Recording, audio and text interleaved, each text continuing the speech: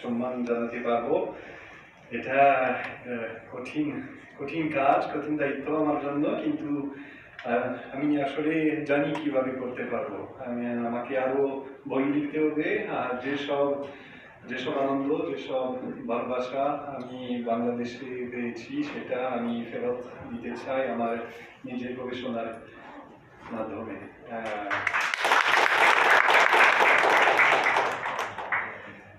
বাড়ির সবাইকে ধন্যবাদ। এই উপাধি তো নিশ্চয়ই, এই উপাধি পেতে আমি একদম যোগ্য নয়, কিন্তু এই দুটো শব্দ, বিদ্যা, বিনোদ,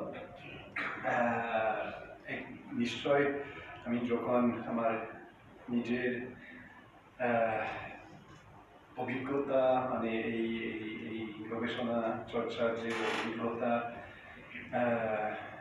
আমার হয়েছে, এটা খুবই সার্থক একদিকে, কারণ নিশ্চয় তো এই বিদ্যা চর্চা আমাকে অনেক আনন্দ দিয়েছে, সান্ত্বনাও দিয়েছে। আর হ্যাঁ, আবার আমি খুব কৃতজ্ঞ, অনেক ধন্যবাদ, অসংখ্য ধন্যবাদ। ধন্যবাদ, এতক্ষণ অভিব্যক্তি ব্যক্ত করলেন আজকে অনুষ্ঠানে সংবর্ধনা।